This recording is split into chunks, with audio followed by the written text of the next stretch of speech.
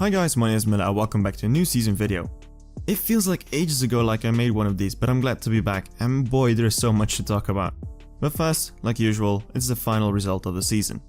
It was a very close fight, but we made it in top 50. Anyways, we still got the Jaguar F-Type SVR, which in real life is an amazing car, but in game it's only maxed out at 8.7. It will most likely become a dust collector, but after all, it's a nice addition to the collection.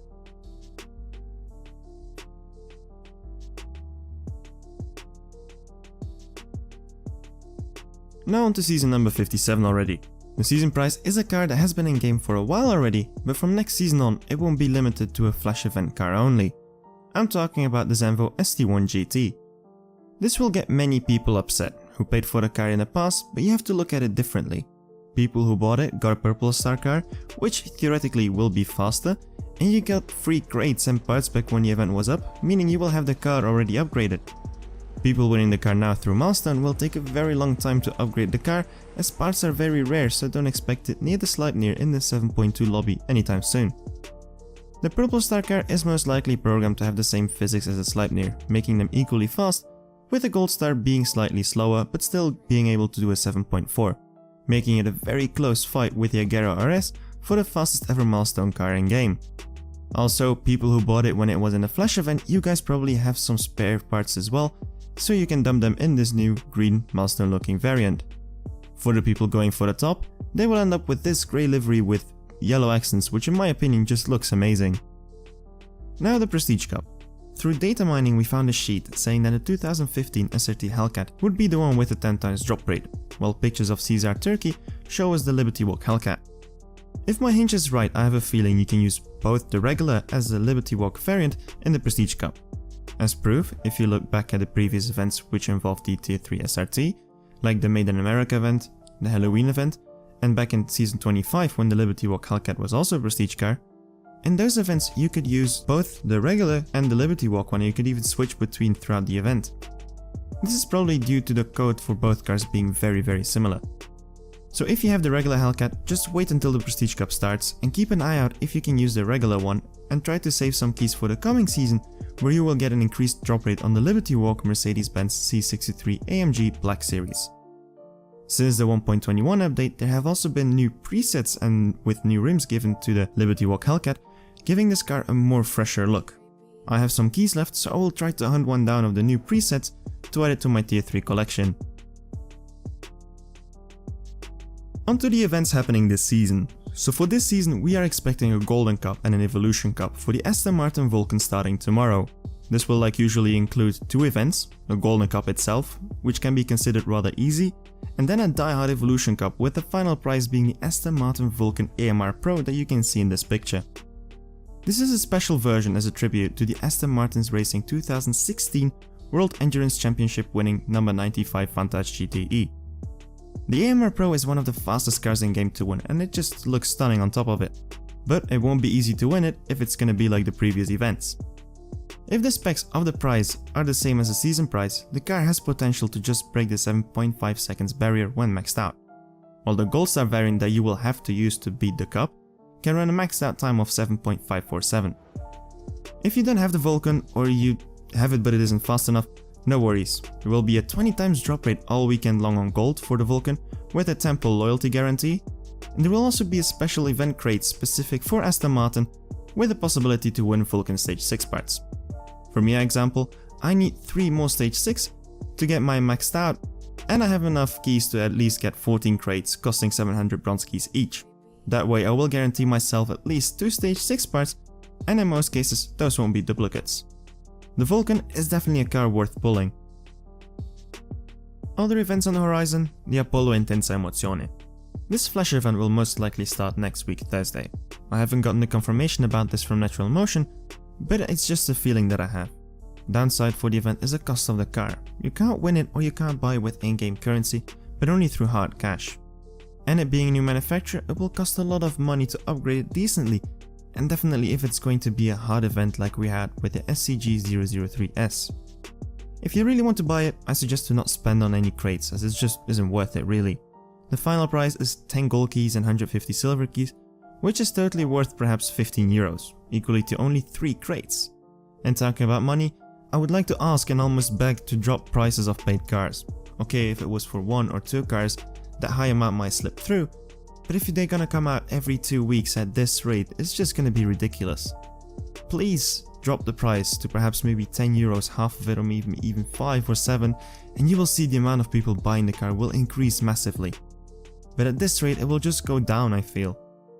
For the people who will still buy it, get the daily free crate, you will get the loyalty stage 6 all the way at the end after 7 days, and slowly wait for the parts to come by. Maxed out, it's predicted to maybe be 7.350, and not the GTX killer we expected it to be, sadly. But I must say, it's a pretty neat looking car. What will happen beyond this season? So far there isn't much information. Only thing we know so far is that the only leftover car, which is the Ferrari 488 Pista, will be the milestone/season car, and that the prestige car will be the tier 4 5-star Liberty Walk Mercedes-Benz C63 AMG Black Series that I won in gold keys a couple of days ago. Some people have also found an expected FXXK Ferrari Gold Cup, and also the timer on the top left indicates that the next chapter for the Ferrari 70th anniversary will start in just under 21 days, so I expect an update to drop around that date as well. Also, the next 2 cars to take part in the 70th anniversary are Magnus Walker's 1971 911, aka the 277, and the Canepa 959. These 2 get the names the Collector and the Fan. Add this to the GT2 RS with Mark Webber as the racer, and Akira Nakai's RWB 993 Rotana as a tuner. These seem to form the 4 kinds of people in the car culture: the racer, the collector, the tuner, and the fan. And it seems like the 918 Weizsäcker package with the Martini livery will be the final prize at the end, but for that I think we will have to wait another month and a half. Now on to the biggest news of the season, the introduction of the new RP system for live races.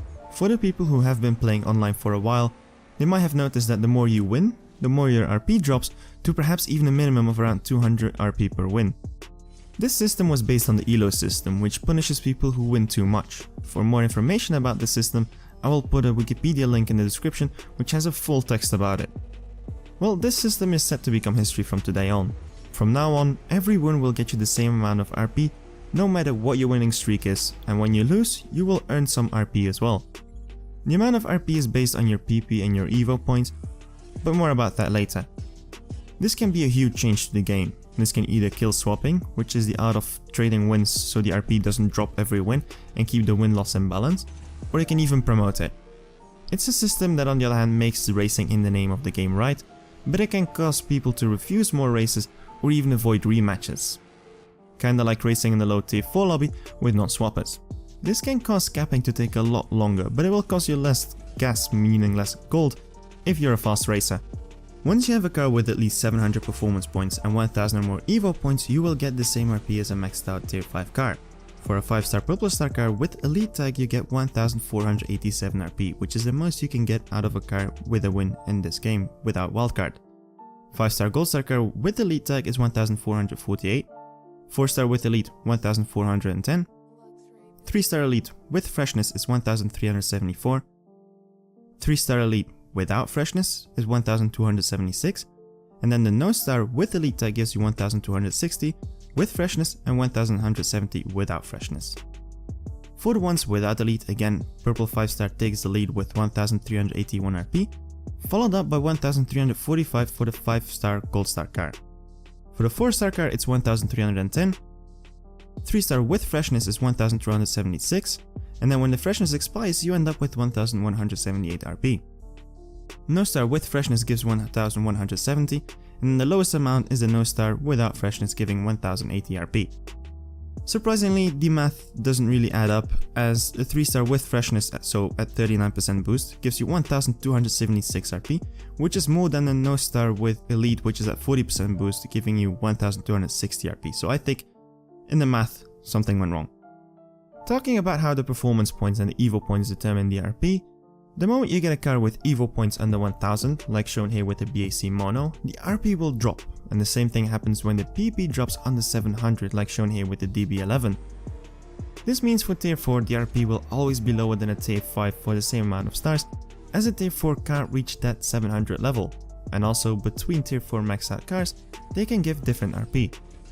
RX-7 Rocket Bunny, for example, gives less RP maxed out than an S15 due to only having 669 PP compared to the 673 of the S15. For the exact calculation of the RP, we will still have to wait, as I'm still trying to figure out what the base point is and how the percentages work, but for now, these are the values that we are certain of. In the description I'll put a table to make it easier for you guys to look through it. Also, for a loss you get between 234 and 252 RP based on the amount of stars etc. that you have.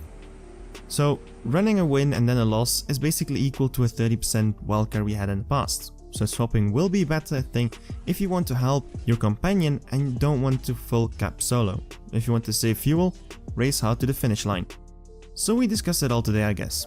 I will close off after this very lengthy video, but before I close off, two small things.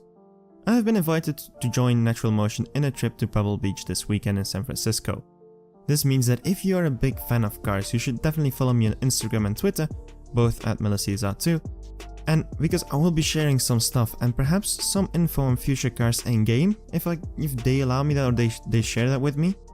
I've also asked them for an opportunity to do a Q&A with them, but as there won't be any devs there, we will have to keep that for another time, but hopefully in September we will see.